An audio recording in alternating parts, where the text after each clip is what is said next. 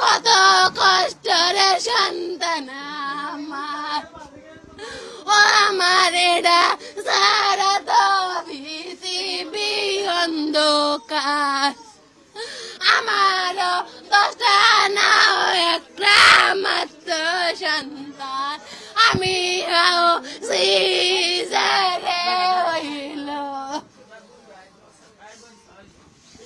আপনি কি সাথে গেছিলেন? আপনি আপনার কিভাবে পিছনে ছিল? আপনি কি আপনার পিছনে ছিলেন? আমি ভিতরে ছিলাম, আমার মায়া গেটের সামনে খেলের, ও বলো পরি গেছে পানির মধ্যে, মায়া ডরে বলো এন্ত গেছে, বলো এন্ত গেছে, ওই কানে পরি গেল। ও কেউ আসিল না, ওলে দা বাচ্চা ডাকি বলে, ও বাচ্চা পড়ি গেছে গো। কিভাবে পড়ছে সেটা আমি জানি না, যতটুকু জানছি যে ওখানে একটা মসজিদ আছে, মসজিদ থেকে বাইরের লগে একটা নালা, ওই নালার ভিতরে মানে মসজিদ থেকে বাইরে মানে রাস্তাতে আর কি বাসা রওনা দিছে, ওই মুহূর্তে পড়ে গেছে, যতটুকু আমি জানছি আর কি। সাথে কেউ ছিল না? পানি থাকে তো রাস্তাতে। আমি ডিউটিতে ছিলাম, ডিউটি থেকে আমি ফোন পাইছি যে মানে অমুকে আপনার মানে কি বাতিজার মেয়ে ফানিত পড়ছে, তাড়াতাড়ি আমি দৌড়ে এসেছি।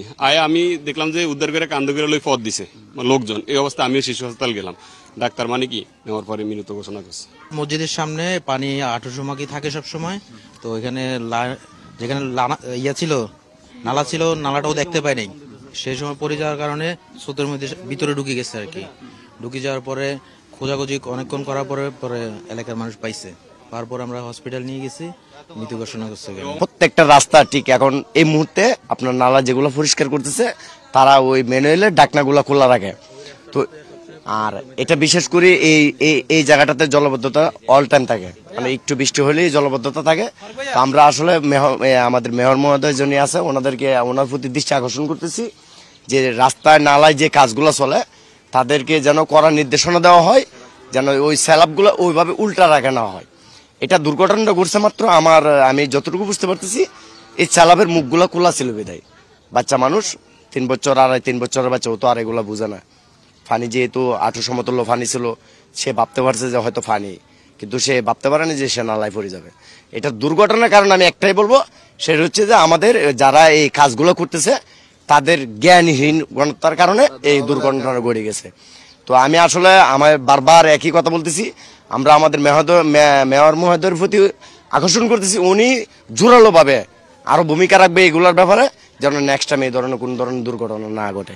ঘটনার সময় হচ্ছে 2টা কি 2:30, তখন আমরা প্রতিদিনের মতো বাসায় ছিলাম। এখানে তো প্রতি বছর জলবদ্ধতা হয়, আমরা আসলে জলবদ্ধতার সম্মুখীন প্রতি বছরে হতে হয়। এমন টাইমে খবর আসছে একটা 3 বছরের বাচ্চা ড্রেনের মধ্যে পড়ে গেছে, পড়ে গেছে যে মসজিদ গলি থেকে প্রায় 300 ফিট দূরে এসে আমরা তরুণ প্রজন্মের প্রচেষ্টার পরে প্রায় 1-1.5 ঘন্টা খোঁজাখুঁজির পরে তারপরে তরুণ প্রজন্ম প্রত্যেকটা স্ল্যাব তুলতে 300 ফিট পরে এসে এই জায়গাটায় আমরা বাচ্চাটাকে উদ্ধার করতে সক্ষম হই। না, স্ল্যাবগুলো আসলে এটা ওই সিটি কর্পোরেশনের কাজ চলতেছে, চলমান সবগুলো স্ল্যাব না। যেখানে দুর্ঘটনা ঘটছে সেটা হচ্ছে বাইপাস একটা, সেটা হচ্ছে বাইপাস একটা ড্রেন। আমরা বাবাকে একটু দেখানোর চেষ্টা করছি, এখানে বাচ্চার বাবাকে আসলে নিয়ে যাচ্ছেন ওনার।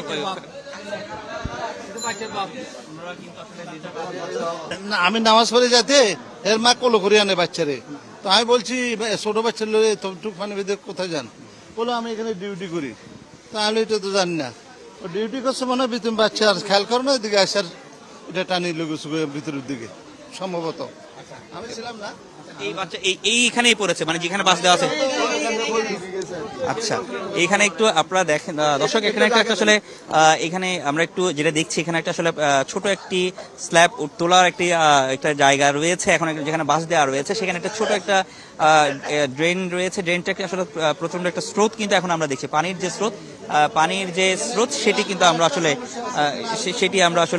দেখছি। এই যে ড্রেনটি আসলে অনেক এখানে পাশে একটি ড্রেন রয়েছে, ড্রেনটা এখানে যারা স্থানীয়রা রয়েছে তারা আসলে জানাচ্ছে এটা আসলে অনেক গভীর, এবং এই ড্রেনে আসলে শিশুটা যখন একটু বলেন মানে কিভাবে হয়েছে একটু যদি বলতেন। এখানে বাচ্চা খেলতেছে বুঝছেন, বলটা এদিক দিয়ে পড়ে গেছে, বল নিতে গেছে পড়ে গেছে।